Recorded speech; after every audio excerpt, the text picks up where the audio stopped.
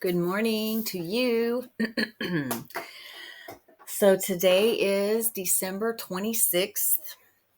We are still in week 52, our last week. It's day 361. I hope you guys had a great Christmas yesterday and got everything that you wished for and had a nice, peaceful, joyful occasion with loved ones, friends, and family.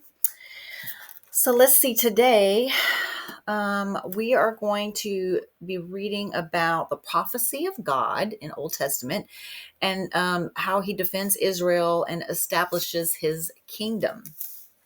And we're going to be reading Zechariah 9, chapter 9, verses 1 through 17. And it says an oracle. So this must be like a reading from an oracle of that time. And I'm just going to go ahead and get started. The word of the Lord is against the land of Hadrach, and will rest upon Damascus. For the eyes of men and all the tribes of Israel are on the Lord. And upon Hamath too, which borders on it, and upon Tyre and Sidon, though they are very skillful. Tyre has built herself a stronghold. She has heaped up silver like dust and gold like the dirt of the streets. But the Lord will take away her possessions and destroy her power on the sea, and she will be consumed by fire. Ashkelon will see it and fear. Gaza will writhe in agony, and Ekron too, for her hope will wither. Gaza will lose her king, and Ashkelon will be deserted. Foreigners will occupy Ashdod, and I will cut off the pride of the Philistines, or the Philistines. I will take the blood from their mouths for the forbidden food from between their teeth. Those who are left will belong to our God and become leaders in Judah. And Ekron will be like the Jebusites. But I will defend my house against marauding forces. Never again will an oppressor overrun my people. For now I am keeping watch. Rejoice greatly, O daughter of Zion. Shout, daughter of Jerusalem. See, your king comes to you, righteous and having salvation, gentle and riding on a donkey, on a colt, the foal of a donkey. I will take away the chariots from Ephraim and the war horses from Jerusalem, and the battle bow will be broken. He will proclaim peace to the nations. His rule will extend from sea to sea and from the river to the ends of the earth. As for you, because of the blood of my covenant with you, I will free your prisoners from the waterless pit. Return to your fortress, O prisoners of hope. Even now I announce that I will restore twice as much to you. I will bend Judah as I bend my bow and fill it with Ephraim. I will rouse your sons, O Zion, against your sons, O Greece, and make you like a warrior's sword. Then the Lord will appear over them. His arrow will flash like lightning. The sovereign Lord will sound the trumpet. He will march in the storms of the south, and the Lord Almighty will shield them. They will destroy and overcome with sling stones. They will drink and roar as with wine. They will be full like a bowl used for sprinkling the corners of the altar. The Lord, their God, will save them on that day as the flock of his people. They will sparkle in his land like jewels in a crown. How attractive and beautiful they will be. Grain will make the young men thrive, and new wine the young women. All right, now we're going to move on to New Testament, and we will be reading Revelation 17, verses 1 through 18. And this talks about the fall of Babylon and the judgment of the great prostitute. One of the seven angels who had the seven bowls came and said to me, John, come, I will show you the punishment of the great prostitute who sits on many waters.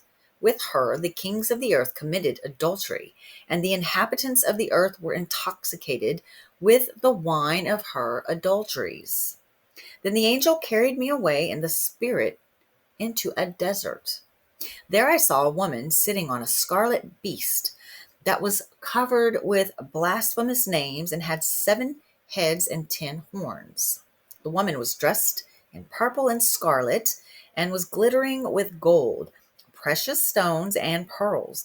She held a golden cup in her hand filled with the abominable things and the filth of her adulteries. This title was written on her forehead: Mystery, Babylon the Great, the mother of prostitutes and of the abominations of the earth. I saw that the woman was drunk with the blood of the saints, the blood of those who bore testimony to Jesus. When I saw her, I was greatly astonished. Then the angel said to me, "Why are you astonished? I will explain to you the mystery of the woman and of the beast she rides, which has the 7 heads and 10 horns. The beast which you saw once was, now is not, and will come out of the abyss and go to his destruction. The inhabitants of the earth, whose names have not been written in the book of life from the creation of the world, will be astonished when they see the beast, because he once was, now is not, and yet will come. This calls for a mind with wisdom. The 7 heads are 7 hills on which the woman sits. They are also they are also 7 kings. 5 have fallen, one is, the other has not yet come. But when he does come, he must remain for a little while. The beast who once was and now is not is an 8th king. He belongs to the 7 and is going to his destruction. The 10 horns you saw are 10 kings who have not yet received a kingdom, but who for 1 hour will receive authority as kings along with the beast. They have one purpose and will give their power and authority to the beast. They will make war against the Lamb, but the Lamb will overcome them, because he is the Lord of lords and the King of kings. Hallelujah. And with him will be his called, chosen, and faithful followers, which will be us. Then the angel said to me, "The waters you saw where the prostitute sits are peoples, multitudes, nations, and languages. The beast and the 10 horns you saw will hate the prostitute. They will bring her to ruin and leave her naked. They will eat her flesh and burn her with fire. For God has put it into their hearts to accomplish his purpose by agreeing to give the beasts their power to rule until God's words are fulfilled. The woman you saw is the great city that rules over the kings of the earth." All right, now we're going to read Psalm 145, verses 1 through 21. And this psalm is a universal praise for God's greatness and his goodness. A psalm of praise of David. I will exalt you, my God the King. I will praise your name forever and ever. Every day I will praise you and extol your name forever and ever. Great is the Lord and most worthy of praise. His greatness no one can fathom. One generation will commend your works to another. They will tell of your mighty acts. They will speak of the glorious splendor of your majesty, and I will meditate on your wonderful works. Not words, works. They will tell of the power of your awesome works, and I will proclaim your great deeds. They will celebrate your abundant goodness and joyfully sing of your righteousness. The Lord is gracious and compassionate, slow to anger and rich in love. The Lord is good to all. He has compassion on all he has made. All you have made will praise you, O Lord. Your saints will extol you. They will tell of the glory of your kingdom and speak of your might. so that all men may know of your mighty acts and the glorious splendor of your kingdom. Your kingdom is an everlasting kingdom, and your dominion endures through all generations. The Lord is faithful to all his promises and loving toward all he has made. The Lord upholds all those who fall and lifts up all who are bowed down. The eyes of all look to you, and you give them their food at the proper time. You open your hand and satisfy the desires of every living thing.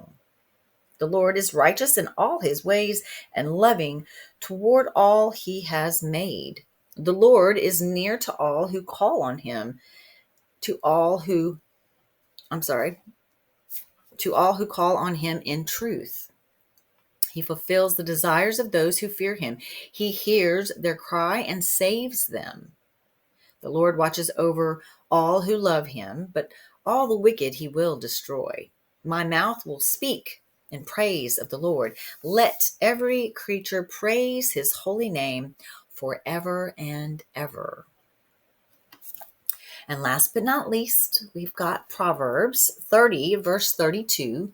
And this speaks of avoiding stubborn arrogance.